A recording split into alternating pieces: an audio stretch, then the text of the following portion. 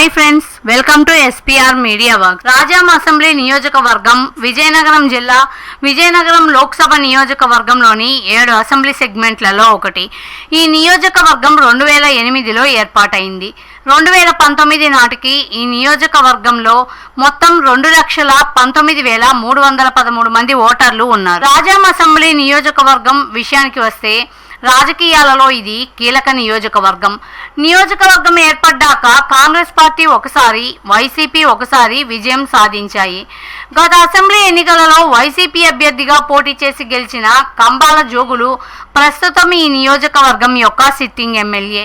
ఈ క్రమంలో గత ఎన్నికల ఫలితాలని ఒకసారి విశ్లేషిద్దాం. 2009 ఎన్నికలలో కాంగ్రెస్ అభ్యర్థి కొండ్రు మురళీమోహన్, టీడీపీ అభ్యర్థి కావలి ప్రతిభాభారతి, పీఆర్పీ అభ్యర్థి కంబాల జోగులు, బీజేపీ అభ్యర్థి పాకా రాజారావు, ఇండిపెండెంట్ అభ్యర్థి బోసి మన్మథరావు, ఎల్ఎస్పీ అభ్యర్థి ఆదినారాయణ దుక్క మరియు బీఎస్పీ అభ్యర్థి భూపతి అప్పారావులపై పోటీ చేసి 27,133 ఓట్ల మెజార్టీతో గెలుపొందారు. 2014 ఎన్నికలలో వైసీపీ అభ్యర్థి కంబాల జోగులు, టీడీపీ అభ్యర్థి కావలి ప్రతిభాభారతి, కాంగ్రెస్ అభ్యర్థి కొండ్రు మురళీమోహన్, ఇండిపెండెంట్ అభ్యర్థి పిఎంజే బాబు, ఎల్ఎస్పీ అభ్యర్థి తునియా శంకర్ బాబురావు, బీఎస్పీ అభ్యర్థి మన్నెన చైతన్య కుమార్, ఏఏపీ అభ్యర్థి పైలా ఎంఎంఆర్ఆర్ సురేష్ కుమార్ మరియు జేఎస్పీ అభ్యర్థి సవరపు ప్రవీణ్లపై పోటీ చేసి 512 ఓట్ల మెజార్టీతో గెలుపొందారు. 2019 ఎన్నికలలో వైసీపీ అభ్యర్థి కంబాల జోగులు,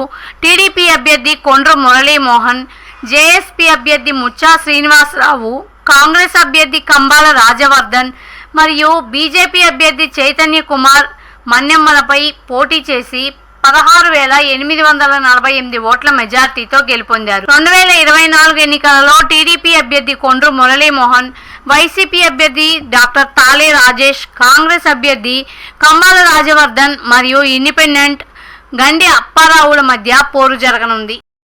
ప్రజాస్వామ్యం వర్ధిల్లాలన్నా, మన జీవితాలు తలరాతలు మారాలన్నా అది కేవలం ఒక్క ఓటుతోనే సాధ్యం. మనం వేసే ఓటు మన భవిష్యత్తును, రాబోయే తరాల మనుగడను నిర్ణయిస్తుంది. అంతేకాదు, మన ఓటుతోనే నవ సమాజం నిర్మితమవుతుంది, ఇంకా దేశ దిశ దశను మారుస్తుంది. ఓటు అనే 2 అక్షరాల పదం దేశ చరిత్రనే మార్చేస్తుంది. కేంద్ర ప్రభుత్వం జనవరి 25ను జాతీయ ఓటర్ల దినోత్సవంగా ప్రకటించింది. కుల, మత, ప్రాంత, లింగ, జాతి, భాష అనే భేదం లేకుండా దేశంలో నివసించే 18 సంవత్సరాలు నిండిన పౌరులు అందరికీ భారత రాజ్యాంగం ఆర్టికల్ 326 ద్వారా ఓటు హక్కును కల్పిస్తుంది. ప్రజాస్వామ్యాన్ని గౌరవించాల్సిన బాధ్యత ప్రతి పౌరుడిపై ఉంది. ప్రజాస్వామ్యానికి ఓటే పునాది. దేశ, రాష్ట్ర భవిష్యత్తును నిర్ణయించేది ఈ ఓటే. అలాంటి ఈ ఓటును డబ్బుకు, మద్యానికి అమ్ముకోకుండా భారత ప్రజాస్వామ్య పరిరక్షణ కోసం ప్రతి ఒక్కరూ